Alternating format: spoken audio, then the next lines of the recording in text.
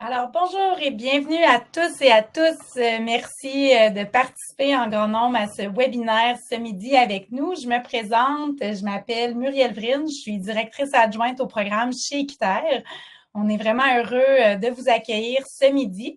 Certaines personnes se sont jointes à nous en direct, tandis que plusieurs autres aussi se sont inscrites pour recevoir le lien de rediffusion. Vous allez d'ailleurs tous et toutes le recevoir dans les prochains jours. Avant de commencer, puis pour un petit rappel, une présentation de la mission de notre organisation, Équiterre travaille depuis maintenant plus de 30 ans au quotidien à rendre tangibles, accessibles et inspirantes les transitions vers une société écologique et juste. Aujourd'hui, nous allons parler d'abordabilité en lien avec la durabilité de l'alimentation. Plusieurs grands éléments ici qu'on va démystifier ensemble. Mais juste avant de plonger, pour les petits détails techniques et quelques fonctionnalités, on vous invite dès maintenant à échanger puis à partager vos avis dans le chat. Après les présentations puis les discussions des panélistes, on va ouvrir une période de questions. Pour poser vos questions, vous pouvez cliquer sur le bouton « Questions » en bas à droite de votre écran. Et si vous avez des problèmes techniques tels que des problèmes de son, d'image ou de connexion, vous pouvez cliquer sur le bouton « Aide » qui se trouve en bas à gauche de votre écran. Alors, sans plus tarder, et pour justement parler de notre assiette et animer ce webinaire, il me fait vraiment plaisir de passer la parole à une personne très bien placée. Elle est professeure associée à l'Institut des sciences de l'environnement de l'UQAM, cofondatrice d'Équiterre et co-instigatrice de Mères au front. Je vous présente Laure Varidel. Bonjour à toutes et à toutes. Merci Muriel pour cette présentation. C'est ce rappel aussi de l'historique et du travail très, très important que fait Équiterre. Je suis vraiment ravie d'animer ce panel-là qui me relie, qui me reconnecte à mes premières amours en termes de militantisme. En 1998, j'avais écrit L'envers de l'assiette et c'est très intéressant de voir à quel point 26 ans plus tard, les choses ont progressé, plusieurs pour le mieux en termes de choix alimentaires plus éco-responsables, plus accessibles et en termes d'état global de la planète, il y a encore beaucoup de choses restent à faire pour essayer de réduire la taille de notre empreinte écologique.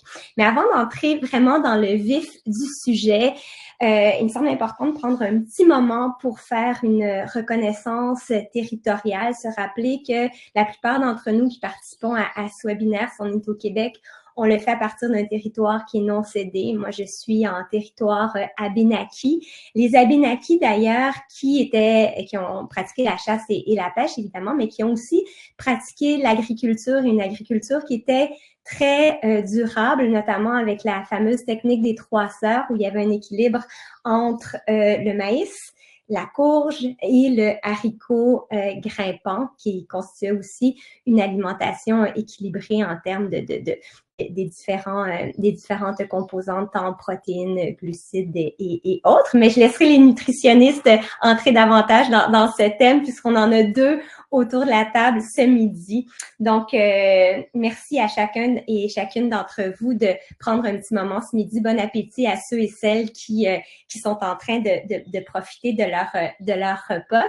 Avant de vous présenter une petite capsule vidéo qu'Équiterre a fait, j'avais juste envie de vous inviter à réfléchir à ce que vous avez mangé pour le petit déjeuner ou peut-être ce que vous êtes en train de manger maintenant pour le dîner et de réaliser à quel point vous êtes ou vous avez, ou en fait vous êtes probablement en train de digérer d'une certaine manière en ce moment, en train de métaboliser l'énergie du soleil qui a été transformée par les plantes. Donc, manger est à la fois un geste infiniment intime parce que ça nous connecte à cette énergie extérieure. Ça devient une composante de nous, nos choix alimentaires, et à la fois une occasion de se lier de manière beaucoup plus globale aux différents écosystèmes à cause de l'eau qu'on consomme en mangeant, l'eau dont on est constitué à 80%, dont la planète est majoritairement constituée.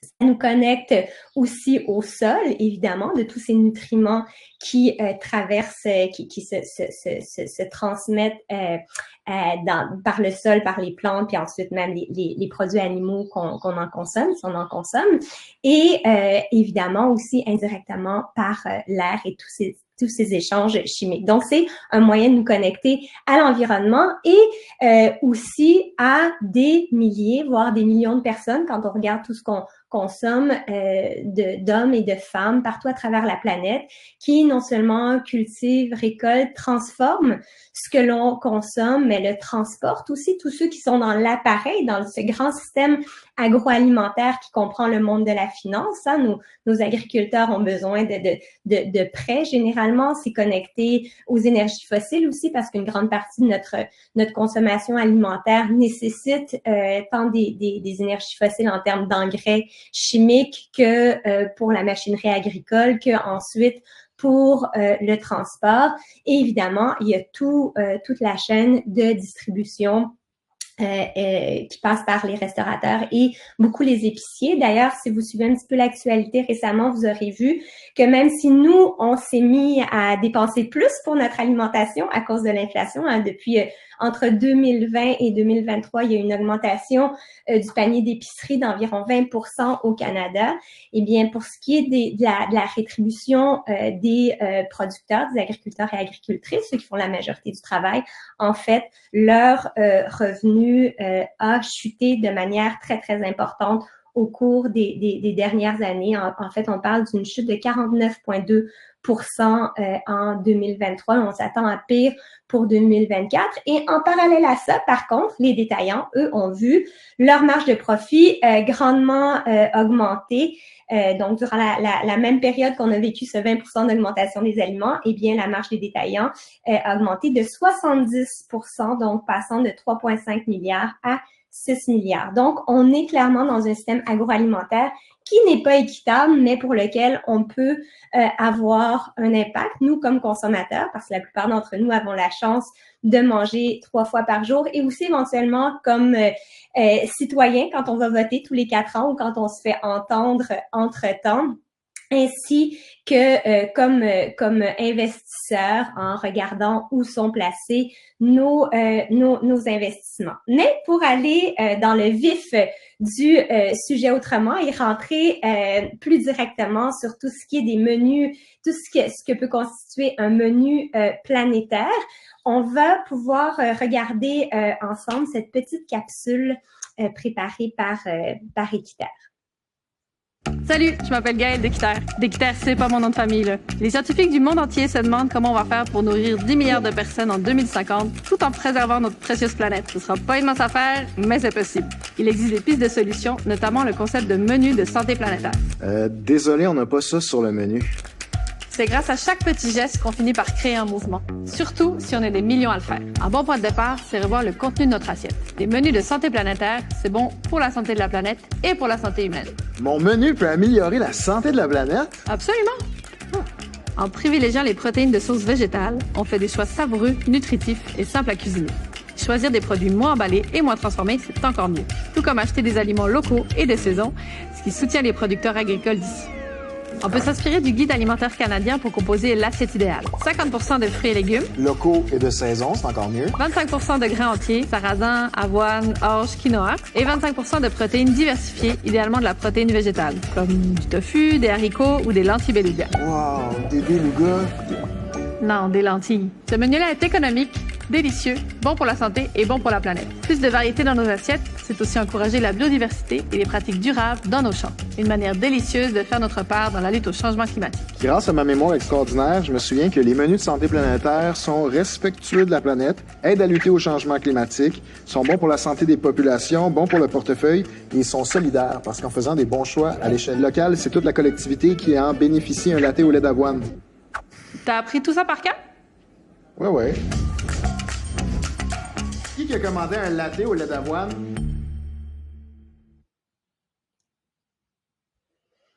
Alors, merci pour cette vidéo.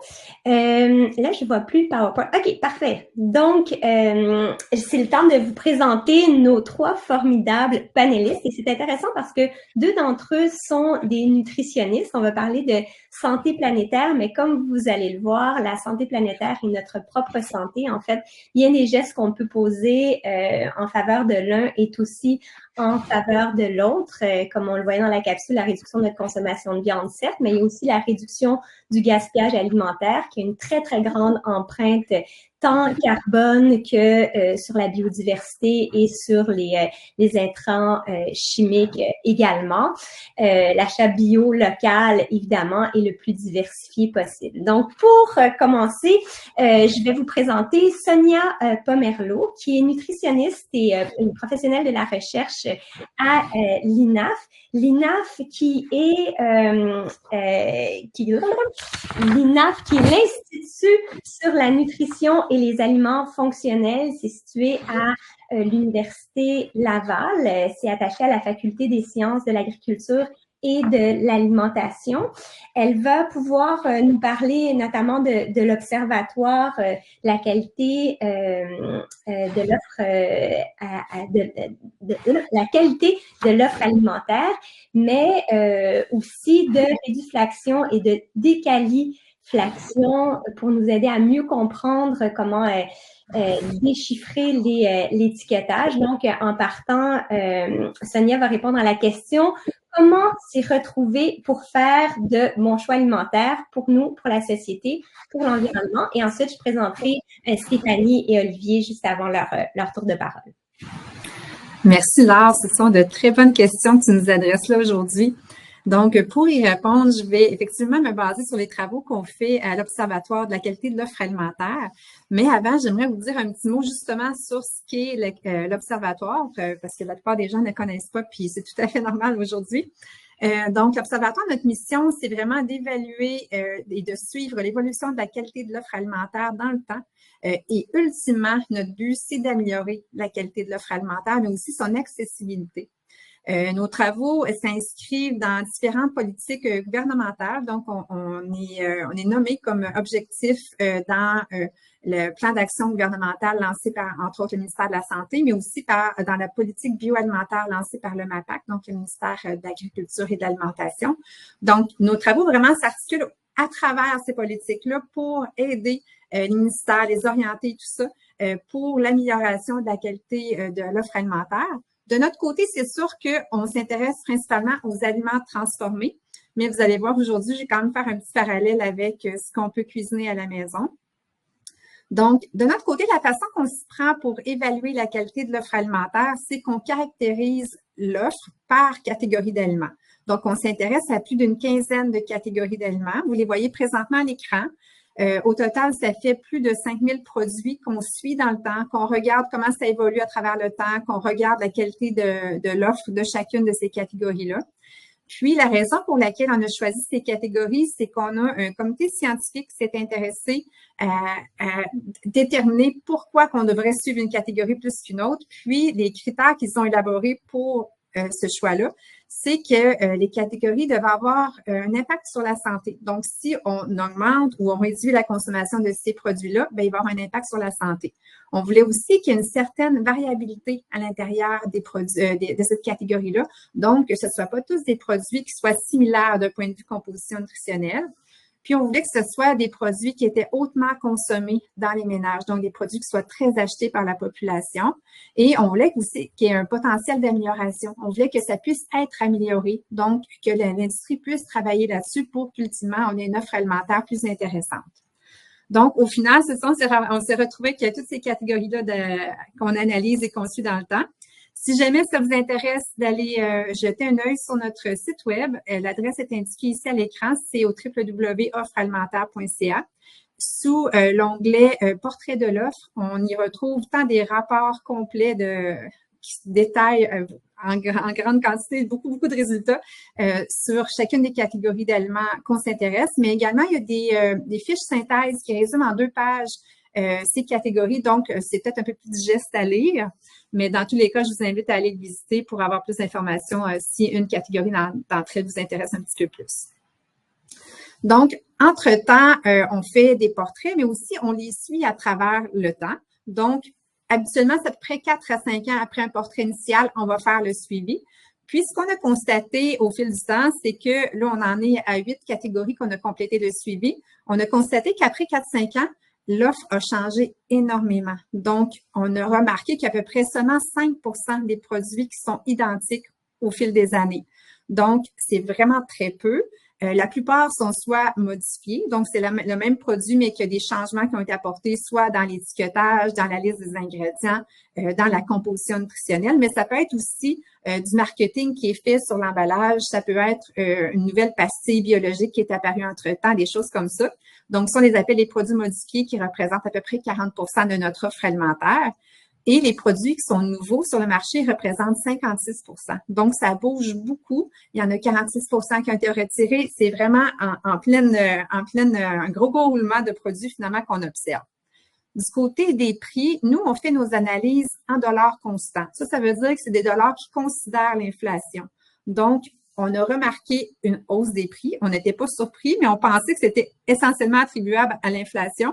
Mais non, au-delà de l'inflation, ça augmente malgré tout de 17% en 5 ans. Donc, c'est une hausse très, très importante des prix qui ont été observés au fil de nos études. Puis aujourd'hui, dans le fond, la façon que je voulais voir les choses, c'est d'offrir une certaine dualité finalement. Donc, il y a certaines catégories on regarde l'offre, puis on se dit, oh, OK, là, il faut vraiment travailler très fort pour trouver des produits qui sont intéressants, alors qu'il y en a d'autres qu'on a constaté, mais l'offre alimentaire est quand même pas si mal, il y a des choix qui sont intéressants d'un point de vue composition nutritionnelle, fait que peut-être que ces produits-là, on peut se permettre de les acheter puis choisir de mettre nos efforts de cuisine, de temps et d'argent à cuisiner à la maison certaines autres catégories d'aliments. Donc, pour interpréter chacune des catégories, nous, on se base beaucoup sur le symbole de Santé Canada qui a été lancé puis qui va être obligatoire à partir du 1er janvier 2026. Donc, vous le voyez présentement à droite, le symbole qui indique qu'un produit est élevé soit en gras saturé, en sucre ou en sodium. Donc, on fait toutes nos analyses pour voir différentes informations, mais aussi cet aspect-là. Donc, on veut vérifier pour une catégorie d'aliments donnés, est-ce que beaucoup de produits auraient le symbole? Donc, c'est comme ça qu'on a fait les analyses pour les soupes prêtes à servir. Donc, on a récolté un total de 249 soupes en 2022. Puis, on a vu que parmi toutes les soupes qu'on a recueillies, il y en avait 86% qui auraient le symbole de Santé Canada, reflétant qu'ils sont riches en gras saturés ou dans ce cas-là, surtout en sodium. Donc, de façon plus détaillée, c'était 85% qui auraient le symbole, si aucun changement ne survient depuis 2022. Là. Donc, on a constaté ça. Puis, en plus, ce 86% des soupes-là représentent 93% des ventes. Ça, c'est pan-québécois. Là. Donc, c'est énorme comme quantité de produits pour les soupes. Puis, nous, ce que ça nous a amené comme constatation de notre côté, c'est que sachant que les soupes sont pratiquement, on va le dire, sont pratiquement toutes trop salées et que ça ne demande pas nécessairement de grandes compétences culinaires de produire des soupes à la maison, bien peut-être qu'il serait préférable de les faire à la maison puis de se dire, bon, tant que l'offre s'améliore pas, bien moi, je vais cuisiner mes soupes à la maison. C'est pas cher, surtout si on fait ses propres bouillons. Puis, c'est quand même assez facile à réaliser. Puis, on peut faire d'autres choses en même temps pendant que ça cuit. Bref, dans tous les cas, c'est vraiment quand on prend un pas de recul en tant que scientifique, c'est ce qu'on peut constater concernant les soupes. À l'opposé, on a regardé également les barres granola qui sont disponibles sur le marché.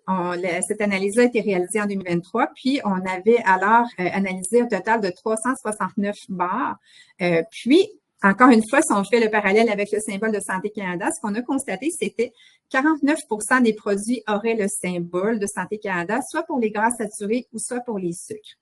Mais ça fait en sorte que 51% des bars en auraient pas. Donc, on peut se dire qu'il y a quand même quelque chose à faire ici. C'est pas garanti qu'on va trouver sur le marché une barre. Tu sais, si on en pige une au hasard, ça se peut qu'elle ait le symbole, mais on peut quand même avoir de l'espoir puis voir qu'il y a quand même des produits qui sont optimaux, qui répondent à des bons critères de composition nutritionnelle qui sont disponibles présentement sur le marché. Puis peut-être que ça va même s'améliorer aussi avec l'arrivée du symbole nutritionnel de Santé Canada. Malgré tout, comme je vous disais, faut prendre la peine de bien choisir ces produits. Donc, ils sont pas tous à 100% une réussite. Il y en a quelques-uns qui sont un petit peu moins intéressants. Donc, pour faire un bon choix, nous, on a quand même fait différentes analyses pour constater que les barres sans enrobage, c'est sans surprise, mais les barres sans enrobage sont plus intéressantes d'un point de vue composition nutritionnelle. Mais aussi, lorsqu'on regarde les composantes à l'intérieur de la barre, lorsqu'on choisit une barre qui a des sucreries, comme on peut dire, des briseaux de chocolat, des guimauves, du caramel, bien là, c'est peut-être un moins bon choix à faire. Aussi, si on regarde la liste des ingrédients, si on se fie sur le premier ingrédient de la liste, en autant que c'est pas le sucre, généralement, ça augure bien. Puis aussi de faire attention aux huiles de palme, huile de coco, noix de coco. Ça, c'est souvent riche en gras saturés. C'est souvent ça qui va faire tenir la barre ensemble.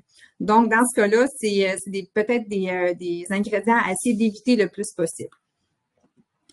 Donc là, je vous ai parlé de 2 catégories seulement, mais sachez que nous, on entame, comme je vous disais, le suivi de plusieurs catégories. Puis ce qu'on s'est dit aussi, c'est que nous, on fait des gros suivis. C'est lourd, les analyses qu'on fait, c'est très long. On a beaucoup de gens qui travaillent avec nous, mais là, on anticipe d'autres poursuites de façon de faire, d'autres méthodologies. Donc, on aimerait faire des collectes abrégées, si on peut dire, donc faire des petites collectes annuellement pour des catégories qu'on considère comme étant prioritaires. Donc, les prioritaires, c'est celles qui ont le plus d'impact sur la santé de la population, pas parce qu'ils sont néfastes nécessairement, mais parce qu'ils sont hautement consommés. Donc, on anticipe faire ça dans les prochaines années.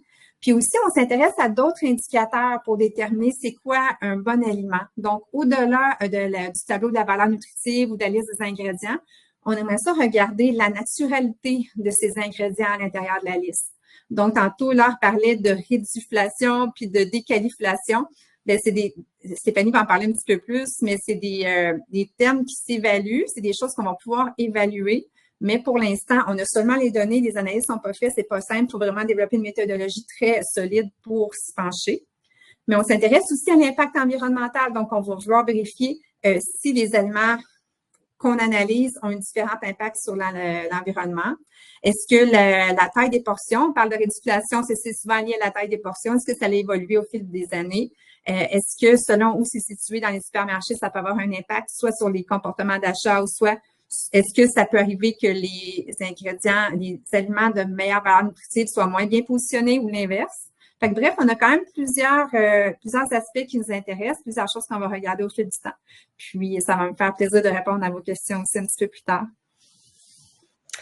Merci beaucoup, Sonia. Sonia, vous avez très bien respecté le temps parce que j'ai oublié de dire tout à l'heure que j'avais apporté ma cloche, une vraie cloche à vache que mes parents ont amenée de la Suisse quand ils ont immigré parce que mes parents étaient agriculteurs.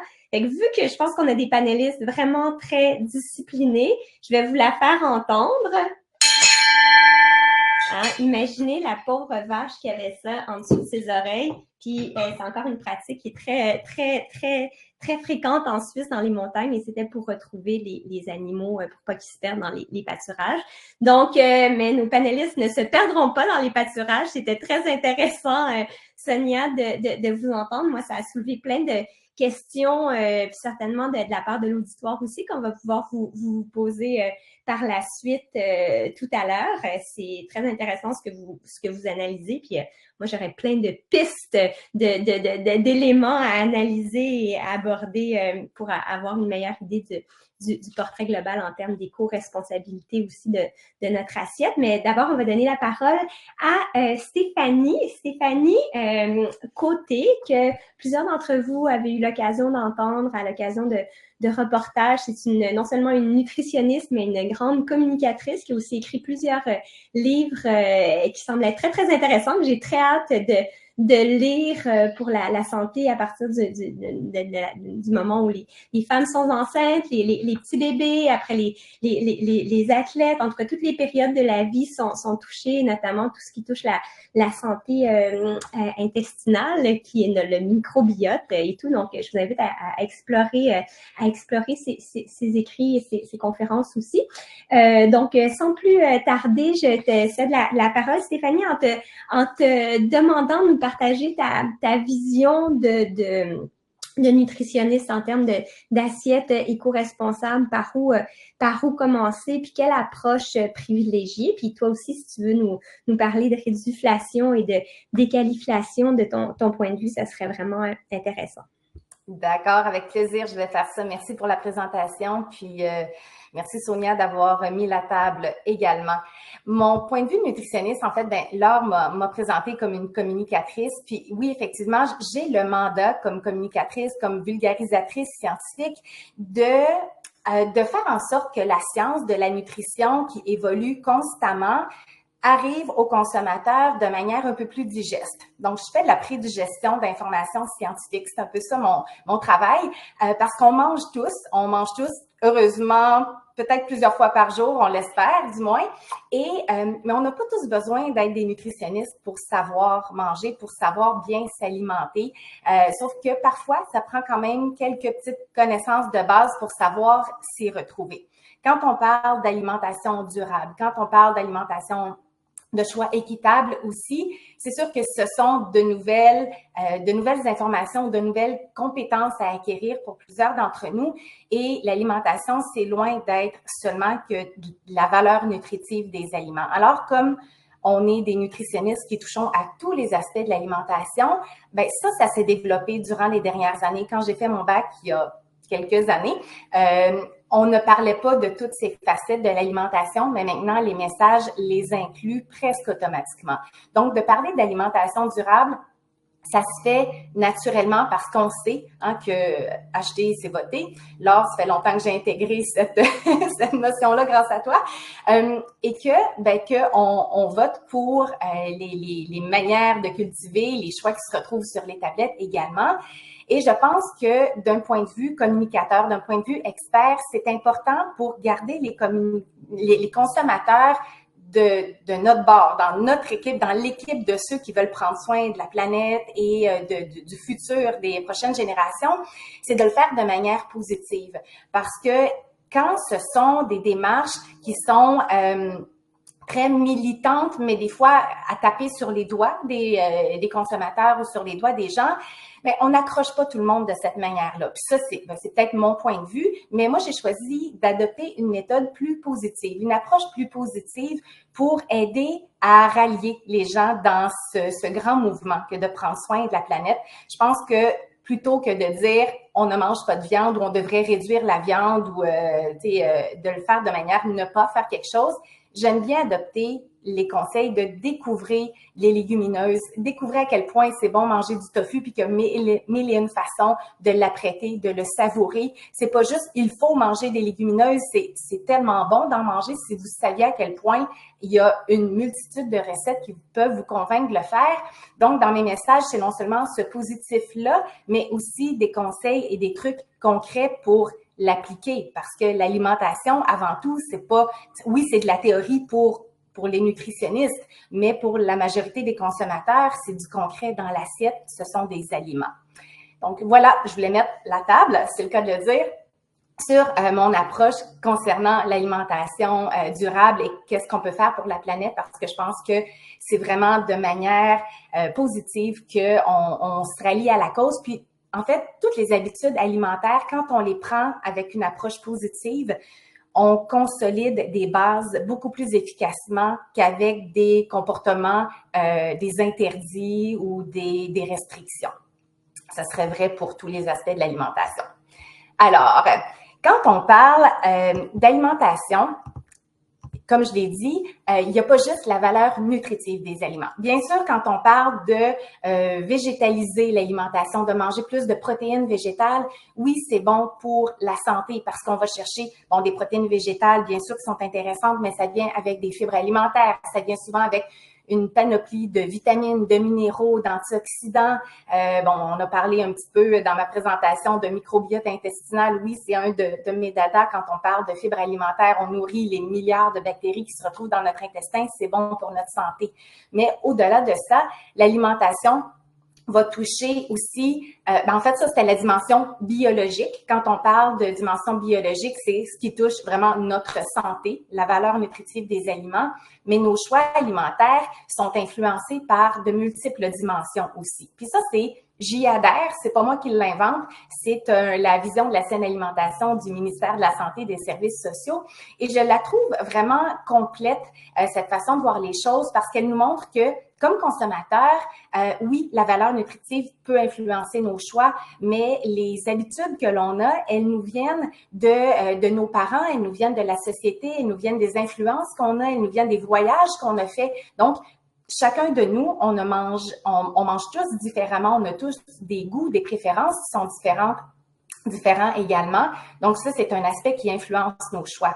L'aspect économique, et là, c'est pas seulement le coût des aliments, bien que ça a un impact immense, mais c'est que les choix que l'on fait ont un impact aussi sur l'économie, comme Laure le disait en introduction, sur ceux qui produisent aussi les aliments. Donc, nos choix influencent cet aspect-là.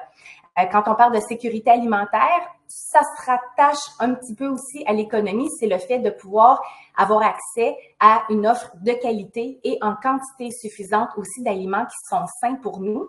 Et finalement, il y a aussi tout ce qui concerne le développement durable qui peut influencer nos choix. Donc, c'est sûr que dans le meilleur des mondes, on voudrait choisir pour satisfaire toutes ces catégories-là pour que nos valeurs soient vraiment représentées dans toutes ces catégories-là. Mais malheureusement, ce n'est pas toujours aussi facile que ça. Parce que nos choix, c'est une chose, mais parfois, l'environnement, ce qui nous pousse à faire certains choix va influencer aussi les actions qu'on va prendre, le prix des aliments, la disponibilité des aliments, les déserts alimentaires versus les marchés qui sont à tous les coins de rue, les formats des aliments, leur prix et tout ça. Bon, ça aussi, ça influence nos choix. Tout ça pour dire que on a beau avoir des bonnes intentions, des belles valeurs, partager ces messages-là comme on le fait aujourd'hui aussi, puis avoir ce désir d'amener notre contribution aussi à l'alimentation durable. Parfois, de le vouloir et pouvoir, c'est deux choses différentes. C'est pour ça aussi que dans mon approche, j'aime parler de l'approche des petits pas. Donc, des petits pas à la fois qui font que toutes les démarches que l'on fait, aussi petites soient-elles, vont finir par contribuer, tous ensemble, on contribue à des changements plus globaux. Je vais accélérer avant que la cloche sonne à mon effet. Puis, un exemple concret de ça, le vouloir versus le pouvoir, évidemment, c'est le coût des aliments et ce n'est pas d'hier. Hein. Regardez les articles de journaux que j'ai dénichés pour l'occasion.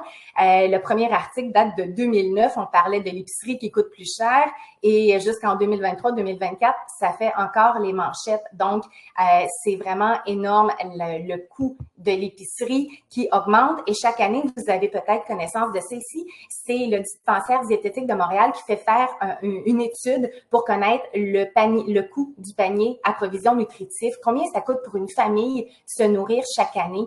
Et bon, on parlait d'une augmentation en 3 ans de 20 %, mais dans les 2 dernières années, c'est là où la hausse est encore plus fulgurante. Entre 2021 et 2023, c'est 25 % de plus que les familles devaient débourser pour bien se nourrir. Donc, la pression, elle est énorme sur les consommateurs et quand on veut donner des conseils pour réduire le coût de l'épicerie puis économiser tout ça, bien souvent, les ménages à faible revenu les connaissent, ces conseils-là, et la responsabilité n'est pas toujours juste sur les ménages parce que c'est facile, ben c'est pas que c'est facile, mais il y a des conseils qui sont connus de tous, mais là où le bas blesse, souvent, c'est dans le revenu, c'est dans la disponibilité financière à la source. Donc, dans nos discours, je pense que c'est important de tenir compte de ça aussi. La responsabilité n'incombe pas seulement aux ménages parce que parfois, ce sont les ressources à la base qui ne suivent pas. Le marché a plusieurs façons de nous faire payer plus cher ou conserver des prix semblables, mais en diminuant la qualité des aliments. On a parlé de réduflation et de déqualiflation. Rapidement, la déqualiflation, c'est quand les fabricants diminuent la qualité de certains ingrédients de leurs produits en utilisant des ingrédients qui coûtent moins cher pour essayer de ne pas trop augmenter le prix de l'aliment sur la tablette.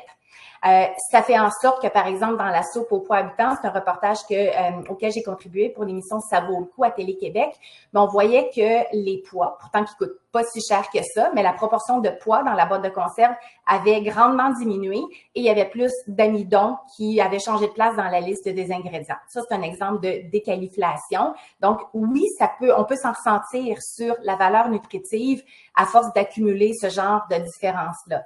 La grosse difficulté avec ça, c'est qu'on n'a pas toujours accès aux aliments avant. Donc, la comparaison, elle est extrêmement difficile à faire. Et comme consommateur, on se sent un petit peu démuni face à ce phénomène-là. La réduflation, c'est quand on réduit le format des produits que l'on achète, mais qu'on ne change pas le prix. C'est une tactique de l'industrie également pour économiser et refiler aux consommateurs cette facture-là. Si vous voulez voir des exemples très parlants, c'est un reportage de Radio-Canada. En fait, c'est un reportage sur le web auquel vous pouvez accéder. Ce ne sont que quelques exemples de catégories d'aliments, mais pendant 1 an, l'équipe de Radio-Canada a survolé plusieurs catégories d'aliments pour voir de quelle manière les tailles des produits changeaient. Et c'est assez troublant de voir que parfois la taille d'un produit va avoir diminué de 20-28% dans le cas des biscuits Ritz qu'on voit là. Et tout ça pour nous ne pas payer moins cher, même au contraire, vous savez, notre facture d'épicerie a grandement augmenté.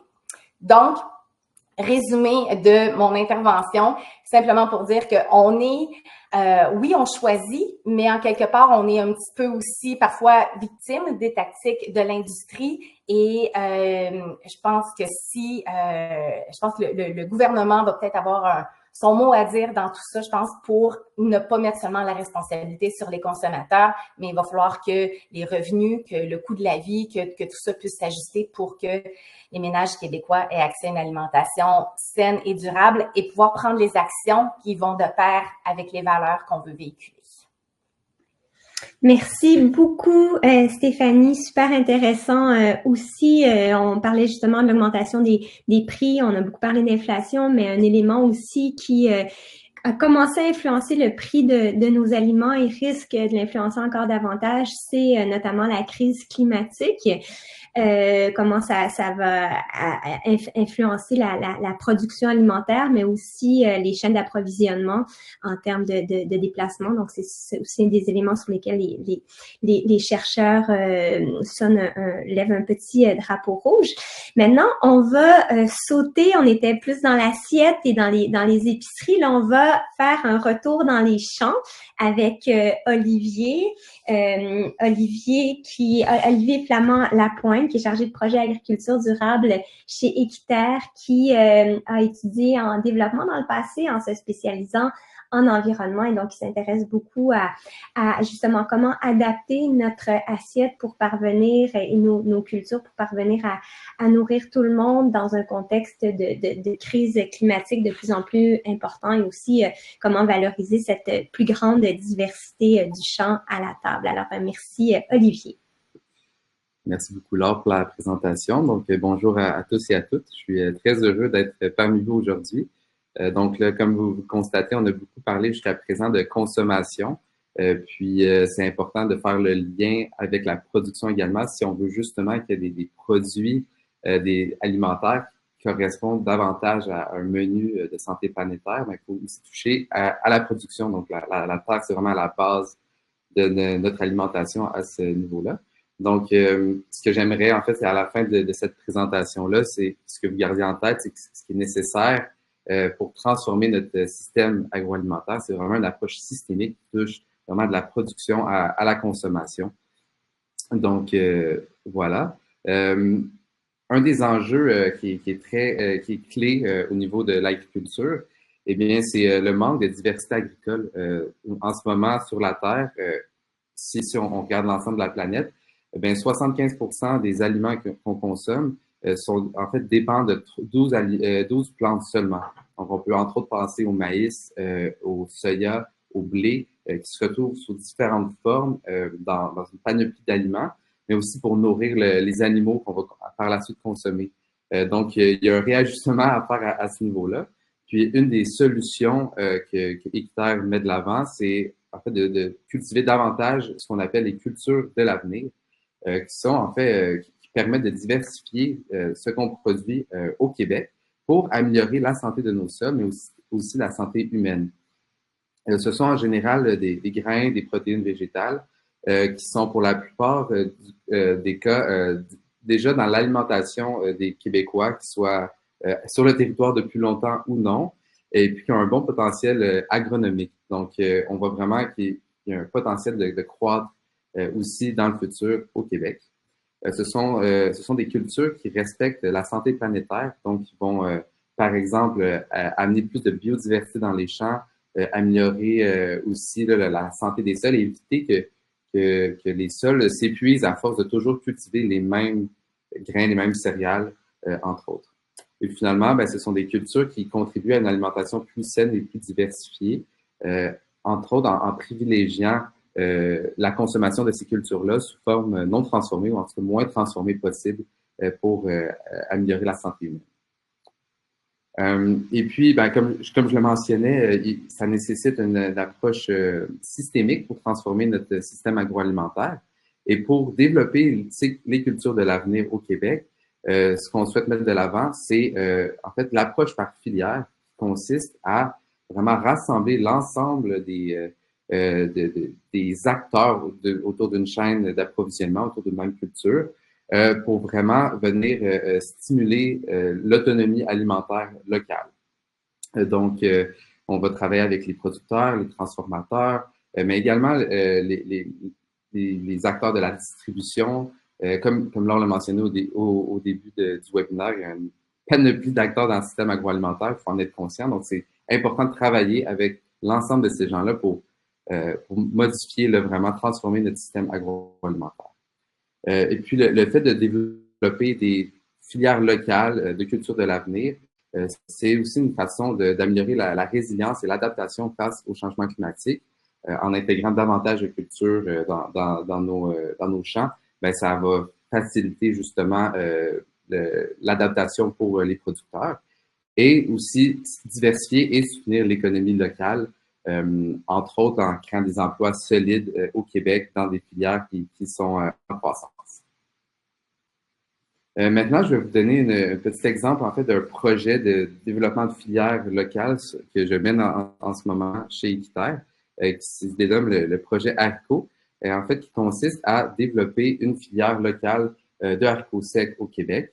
Et puis, donc, on travaille avec les producteurs de haricots secs on les incite à stimuler la production de haricots secs locales, tout en stimulant également l'approvisionnement auprès des institutions publiques. Et dans ce cas-ci, on travaille principalement avec des hôpitaux et des centres de la petite enfance pour en fait, qu'ils intègrent les haricots secs du Québec dans leur menu. Et puis, jusqu'à présent, ce qu'on constate, c'est qu'il y a une très forte demande au niveau des institutions. Il y a un engouement pour nourrir, en fait, la population du Québec. Et puis, en faisant ce projet-là, ce qu'on souhaite, c'est qu'à long terme, il y ait davantage de haricots secs qui soient disponibles non seulement dans les institutions publiques, mais également sur les tablettes d'épicerie pour la population en général. Donc, c'est vraiment pour créer cette dynamique-là à plus long terme. Parce que, en fait, ce projet répond entre autres à une certaine incohérence en ce moment. Plus de 90% des haricots secs produits au Québec, mais ils sont exportés. Pourtant, on en consomme, beaucoup de gens en consomment de plus en plus, la demande augmente, également au niveau des institutions publiques. Donc, pourquoi pas, au lieu d'importer des haricots de l'étranger, mais utiliser ce qu'on produit ici au local pour réduire aussi la chaîne d'approvisionnement et puis être en mesure de réduire les gaz à effet de serre aussi au niveau de l'exportation. Les haricots, c'est également intéressant au niveau des bienfaits pour la santé des sols. C'est une plante, en fait, qui, comme le soya d'ailleurs, qui est une légumineuse, qui va séquestrer l'azote dans nos sols. Donc, on va pouvoir réduire l'utilisation d'engrais azotés qui sont très polluants à la production. Donc, le simple fait de produire des haricots dans les champs, c'est déjà un gain environnemental.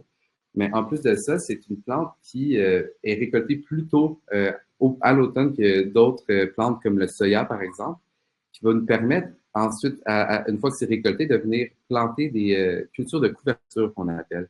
Donc, ça peut être des céréales, ça peut être des engrais verts, donc un mélange de différentes plantes qui vont venir couvrir les sols durant l'hiver et protéger ces sols-là contre l'érosion, qui vont aussi augmenter la matière organique, donc vont rendre les sols plus vivants et c'est très bénéfique pour la biodiversité.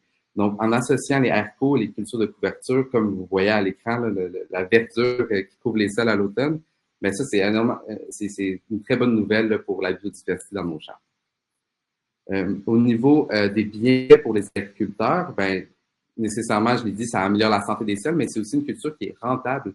Donc, c'est en ce moment l'équivalent du soya qui est au Québec très populaire, qui couvre à peu près 70% de nos champs en ce moment parce que c'est très rentable, mais le haricot a un potentiel économique similaire, bien que ce soit une plante un petit peu plus fragile au niveau agronomique. Donc, il y a une certaine courbe d'apprentissage pour les producteurs et productrices pour adopter cette culture-là. Mais par contre, l'avantage, c'est qu'à moyen terme, en intégrant les haricots dans une rotation de culture, par exemple, après avoir récolté du maïs, ben c'est une plante qui va augmenter les rendements à moyen terme en contribuant à un sol plus riche. Donc, il y a vraiment des bénéfices à aller chercher au niveau de la production. Et puis finalement, ben, pour les consommateurs, ben, c'est un aliment qui est très nutritif. Je ne vais pas trop m'avancer là-dessus, vu qu'on a des nutritionnistes à bord aujourd'hui, qui vont peut-être pouvoir en parler un peu plus. Mais c'est également très éco-responsable pour les raisons que je viens de mentionner et abordable. Si on compare, par exemple, l'achat d'1 kilo de haricots secs du Québec, qui se situe entre 5 et 6 $ sur le marché en ce moment, ben, c'est pas mal moins cher qu'un kilo de viande, par exemple. Donc, on peut faire des économies avec ces haricots-là. Puis, pour faire écho à ce que Stéphanie disait sur l'approche par petits pas, c'est sûr, c'est pas tout le monde, par exemple, qui vont se mettre à cuisiner tout de suite des haricots secs, puisque, bon, ça prend peut-être plus de transformation, une plus grande aisance en cuisine, mais il y a aussi des options de haricots du Québec en conserve qui font leur apparition sur le marché là, depuis l'année dernière. Entre autres, cette entreprise-là, Si Facile, là, qui offre des haricots en conserve consignés, donc ils sont aussi avec un emballage éco-responsable. Donc, c'est quelques exemples d'options assez intéressantes qui s'en viennent sur les tablettes du Québec. Je vous ai gardé un peu en haleine. J'ai pas beaucoup donné d'exemples de culture de l'avenir, mais en voici quelques-unes qu'on voit qu'un bon potentiel au Québec. Encore une fois, parce que c'est adapté au climat québécois, c'est un bon potentiel agronomique, économique. Et puis, ce sont des aliments qui peuvent remplacer d'autres grains et céréales qui viennent de l'étranger. Donc, vous voyez à votre gauche le pois jaune, au centre le sarrasin et l'avoine nue à droite, qui peut remplacer, par exemple, le riz dans une alimentation. Donc, c'est un peu notre riz québécois. Donc, il y a un bon potentiel pour développer ces cultures-là au Québec et on souhaite, en fait, Équiterre souhaite mettre ça de l'avant de plus en plus dans les prochaines années. Finalement, un petit mot pour parler d'un autre projet que Équiterre est en train de mettre en branle qui s'appelle Des menus abordables pour une santé planétaire. Je l'ai mentionné, il faut une approche systémique pour soutenir vraiment la transformation puis l'accessibilité aux menus pour une santé planétaire, mais il faut aussi outiller les consommateurs. Donc, on est en train de mettre en place une campagne de mobilisation et de communication pour donner des outils concrets aux consommateurs pour pouvoir consommer ces aliments-là qui sont meilleurs pour la santé, meilleurs pour la planète, puis meilleurs pour le portefeuille. Et donc, ben, merci à tous pour votre écoute. J'en profite maintenant pour dire qu'on voudrait vous poser une question. On a un petit sondage qui apparaît à l'écran. On va vous laisser quelques minutes quelques secondes en fait pour y répondre. Selon le Guide alimentaire canadien de 2019, notre assiette quotidienne doit être composée idéalement de A, 50% de fruits et légumes, B, 50% d'aliments protéinés, ou C, 8 portions de fruits et légumes, 7 portions de produits céréaliers, 3 portions de viande et substituts et 3 portions de produits laitiers. Donc, on vous laisse y répondre, puis on va pouvoir commenter par la suite. Merci énormément, Olivier. C'était super intéressant de t'entendre. Et puis, je veux juste renchérir sur la question de la beauté et du délice, finalement, de toutes ces variétés d'haricots qu'on peut cultiver ici. Puis tu dis, bon, ça demande un peu plus de connaissances, mais dans le fond, pas tant que ça. On les fait tremper une nuit, on y pense la veille, ensuite de ça, on les cuit, on s'en fait un petit peu plus. C'est très versatile pour en salade ou dans des sautés ou dans plein de choses. En tout cas, c'est vraiment un très, très bon truc, tant en termes nutritifs qu'économiques. C'est comme nos 2 autres panélistes le disaient aussi. Fait que voilà. On n'a pas encore les résultats du sondage, donc on va commencer tout de suite avec la période de questions. Si vous en avez, vous pouvez aller dans l'onglet questions. Vous pouvez aussi voter pour les questions qui vous semblent les plus importantes ou les plus intéressantes, parce qu'on n'aura pas le temps de passer à travers toutes. Notamment, il y a la question de Nicolas Ternisien qui dit « Savez-vous s'il est envisagé qu'un Nutri-Score soit apposé sur les emballages de manière similaire à ce qui se fait dans plusieurs pays européens? » Donc, j'imagine que c'est plus une question pour Sonia. Oui, c'est ce que je pensais aussi.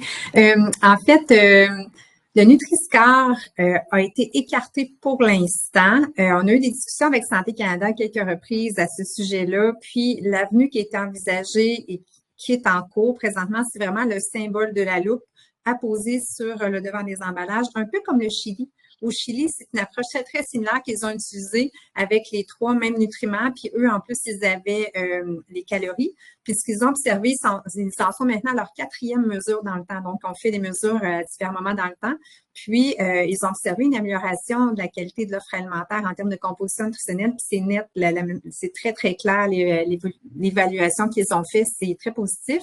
Donc, je pense que Santé Canada mise beaucoup là-dessus pour améliorer la composition nutritionnelle des produits offerts au Canada. Donc, pour l'instant, j'ai pas l'impression que ça va se tourner vers le Nutri-Score, qui est quand même très intéressant parce que ça a une évaluation globale de l'aliment au-delà des nutriments à éviter. Par contre, pour l'instant, Santé Canada s'oriente uniquement vers le symbole avec la loupe. Super, merci. Très intéressant. Moi, je me demandais juste jusqu'à quel point les gens regardent ces étiquettes-là et regardent ces indicateurs-là. Est-ce que vous avez étudié la question? Pas personnellement, mais souvent, on se fait poser la question. Fait que quand on s'intéresse à la question, on va chercher dans la littérature. Puis ce que j'avais vu, puis Stéphanie, peut-être que tu pourras corroborer ou me contredire. Mais en somme, c'est environ, je dirais, le 2/3 de la population qui va s'y attarder minimalement lors d'un premier achat d'un aliment qu'on n'a jamais acheté, un nouvel aliment qui a été lancé. Donc, à peu près le 2/3 de la population qui va le regarder. Il y a le tiers de la population qui ne regarde jamais ça, que ça les intéresse pas. Puis après ça, quand c'est des achats qui sont plus récurrents, généralement, c'est moins consulté parce que c'est un produit qu'on connaît déjà, là. On a tendance à retourner vers les mêmes produits, j'imagine, effectivement. Très, très intéressant. Tout ça, avant de poser une question de Geoffroy à Stéphanie, je vais juste retourner au sondage. Je ne sais pas si vous avez accès au petit clic sondage, mais je tiens à vous féliciter. On a vraiment des participants au webinaire qui sont bien informés parce que 78% a répondu la bonne réponse. Donc, selon le guide alimentaire canadien, donc la dernière version de 2019, notre assiette quotidienne doit être composée idéalement de 50% de fruits et légumes. Donc, vous avez été 78% à donner cette bonne réponse. Fait intéressant à noter, relativement au guide alimentaire canadien, si vous le comparez à la précédente version, celui-ci a demandé beaucoup plus de temps à développer, mais il s'est fait sans les pressions des lobbies agroalimentaires. Et ça a été quelque chose qui a été bien documenté par les chercheurs dans le processus. En fait, les experts, puis le gouvernement tenait absolument à ce que ce soit des nutritionnistes qui s'expriment là-dessus, des vrais experts indépendants. Et on voit d'ailleurs qu'il y a une beaucoup plus faible présence en termes de recommandations de protéines animales. Alors, on a un guide alimentaire canadien qui est beaucoup plus en phase à la fois avec la santé humaine et la santé planétaire, parce que comme on le disait au début, la plupart de ces choix-là vont dans le même sens, et notamment le fait de choisir des aliments les moins transformés possibles. Alors, on va aller avec la question pour Stéphanie, la question de Geoffroy, qui nous dit « Ça m'étonne de voir biologique parmi vos listes de critères santé, puisqu'on entend généralement dire que les études ne trouvent pas de bénéfices clairs pour la santé aux produits biologiques. Quels sont les arguments pour inclure les aliments bio dans les critères santé? » Ah, le micro est fermé, Stéphanie. Je pense que c'est une question qui est intéressante pour toutes. J'ai vu que tu as répondu dans le chat, mais... Oui, effectivement, on a eu une petite discussion en parallèle, Geoffroy et moi. En fait, c'est que quand j'ai parlé de biologique, j'ai parlé de la dimension de l'alimentation biologique qui réfère à la valeur nutritive des aliments ou à l'effet sur la santé que peuvent avoir les aliments. Et donc, c'est une dimension, ça peut être le critère biologique dans ce cas-ci, c'est un critère de choix pour choisir nos aliments en connaissant l'impact que ça a sur notre santé. Ce n'est pas nécessairement les aliments biologiques. Donc, juste remettre ça en perspective, mais on l'a précisé ensemble. Les dimensions de l'alimentation, c'est par exemple la dimension biologique, donc la valeur nutritive, mais aussi la dimension socio-culturelle, la dimension économique. Qu'est-ce qui influence nos choix? Cela dit, petite parenthèse, je pense qui intéresse quand même la plupart des personnes, les aliments biologiques, effectivement, les études n'arrivent pas à démontrer que les aliments biologiques ont un impact réel sur la santé, concrètement. Quand on choisit biologique, souvent, c'est plus pour des valeurs de culture, puis encourager un certain type d'agriculture qui a vraiment un impact sur la santé. Voilà.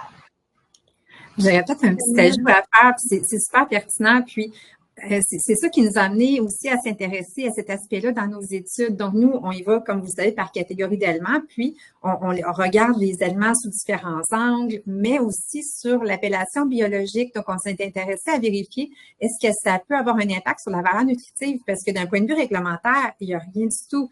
Lorsqu'on a un aliment biologique, c'est l'agriculture, c'est la transformation, tout ça, c'est pas la valeur nutritive qui est imposée ou quoi que ce soit. La santé de la planète. C'est pas exactement, mais dans certaines catégories, on a quand même remarqué que les aliments biologiques étaient peut-être un petit peu plus intéressants.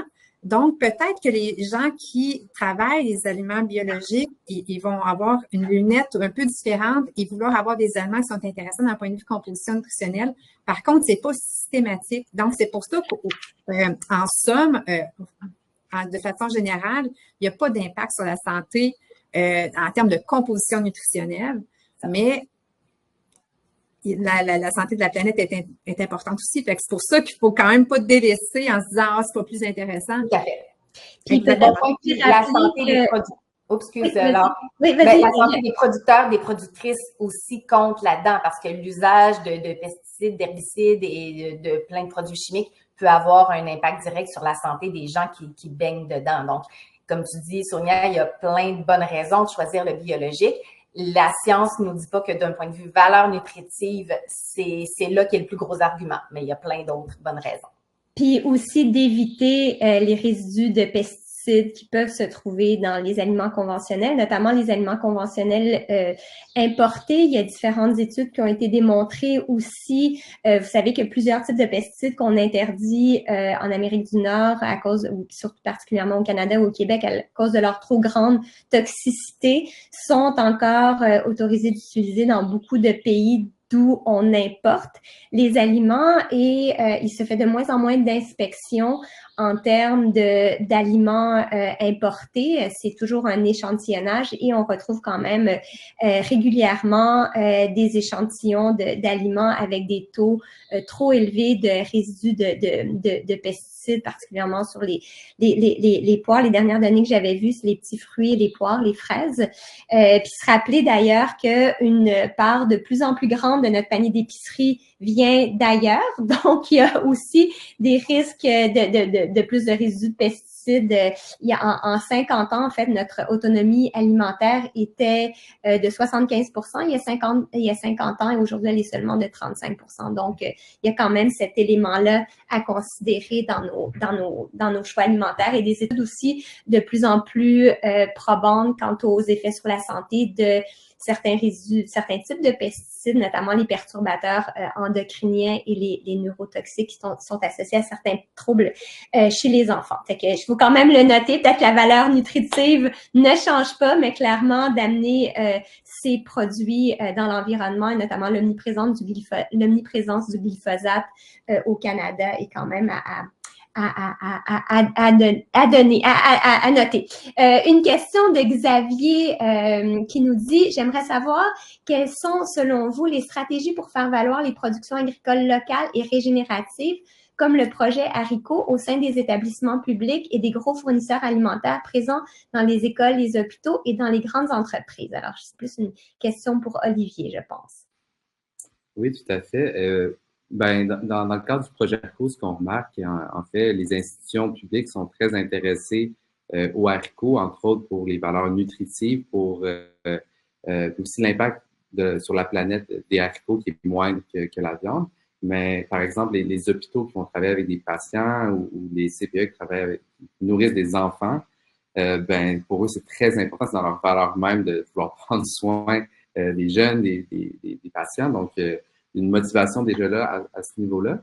Mais aussi au niveau même économique, on se rend compte que, par exemple, on a, pour ne pas la nommer, en fait, Sainte-Justine, l'hôpital Sainte-Justine à Montréal, qui intègre énormément les haricots secs maintenant dans ses cuisines, il fait des énormes économies à chaque année. Là, on parle de dizaines de milliers de dollars en utilisant des haricots secs, puisque c'est moins cher, mais c'est aussi plus éco-responsable.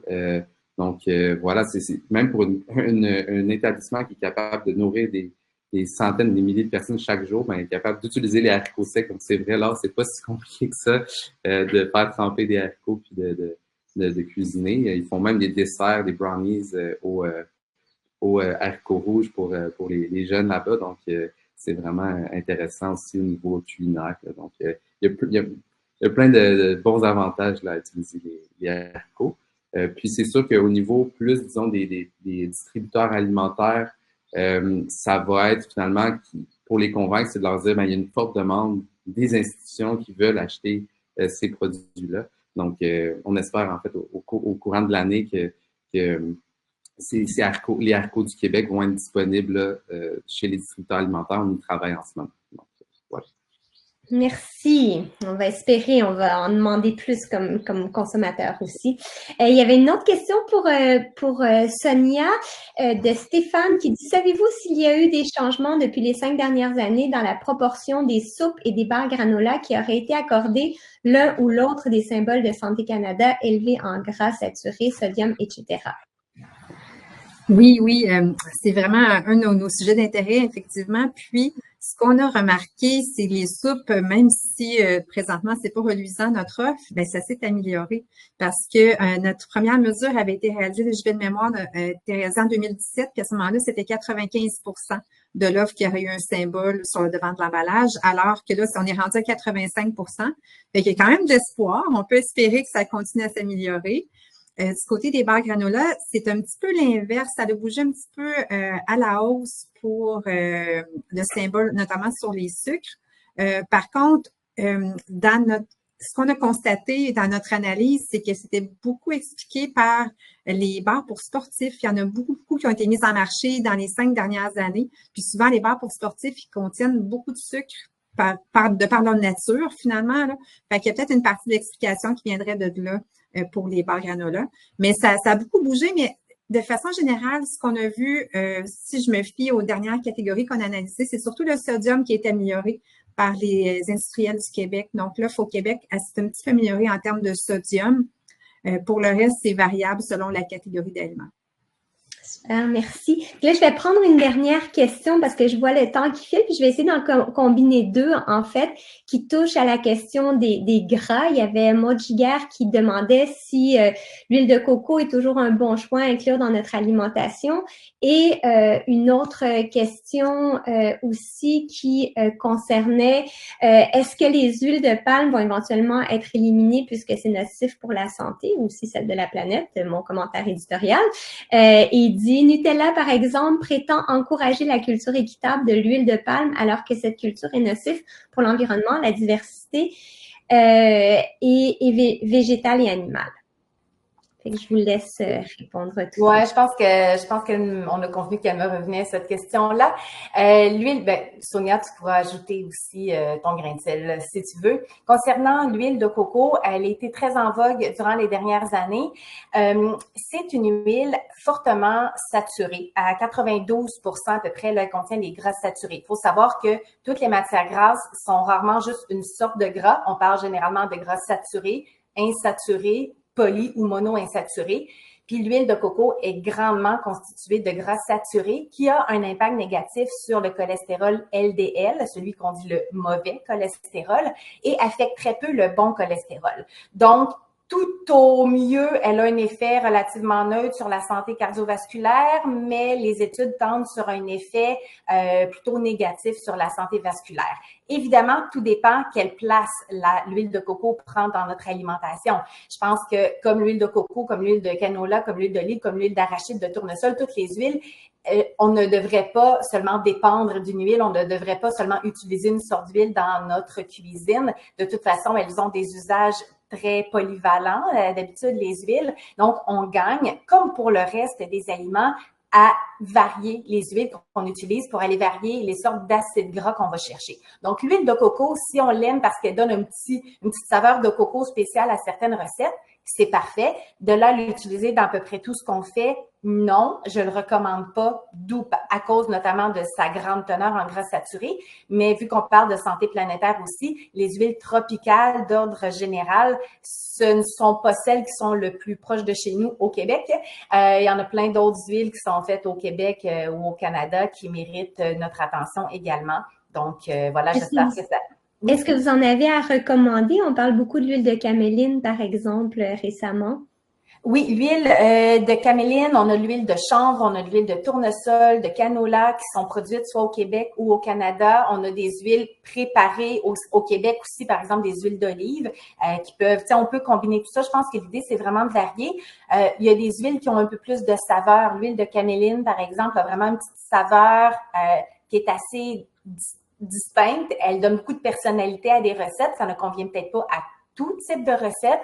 C'est pour ça que l'huile de canola un peu plus neutre convient à faire, par exemple, à cuisiner des muffins, puis l'huile d'olive est tellement bonne pour faire des sautés de légumes, par exemple. Donc, je pense que au moins 2 ou 3 huiles différentes dans notre cuisine, c'est vraiment ce que je recommande de mon côté. Super, mais merci énormément à tous les trois pour vos excellentes présentations très éclairantes. Merci pour à ceux et celles qui ont posé des questions. Merci à tous ceux et celles qui ont assisté. Donc, à Équiterre, on vous invite à rester à l'affût des différentes campagnes. C'est des thèmes sur lesquels Équiterre travaille depuis ses tout débuts et continue à le faire. Vous aurez aussi un petit sondage à remplir et puis un lien va vous être envoyé par courriel si vous voulez revoir cette présentation-là ou le présenter à partir de votre compte à d'autres personnes dans votre famille. Il y a aussi un petit tirage, me dit-on, notamment pour gagner certains livres, certains dont celui de Stéphanie, le mien, je ne sais pas Sonia s'il y a un de tes livres aussi. Non, mais en tout cas, il y a l'information sur le site de l'Observatoire accessible à tous et toutes en tout temps. Donc, un petit geste simple si vous souhaitez vous abonner à l'infolettre d'Équiterre et puis pour être à l'affût de différents gestes que vous pouvez poser. On a parlé plus de choix individuels aujourd'hui, de choix alimentaires dans notre quotidien, mais évidemment, pour avoir ces choix-là, quand on est à l'épicerie, mais ça prend des politiques agricoles qui se tiennent, qui soutiennent une vraie agriculture qui soit durable et qui soit équitable aussi pour nos producteurs et productrices de manière à soutenir leur meilleure pratique. Donc, restez à l'affût, soutenez le travail d'Équiterre aussi, qui fait un travail de plaidoyer. Vous avez peut-être pas le temps de vous impliquer comme individu pour aller cogner à la porte de M. Lamontagne, notre ministre de l'Agriculture et de l'Alimentation, mais Équiterre peut le faire pour vous, donc vous pouvez soutenir l'organisme de cette manière-là, puis vous joindre évidemment à la communauté en ligne. Alors, à tous et à toutes, un grand merci, et puis restons en contact, restons liés par la suite. Au revoir. Merci beaucoup. Au revoir.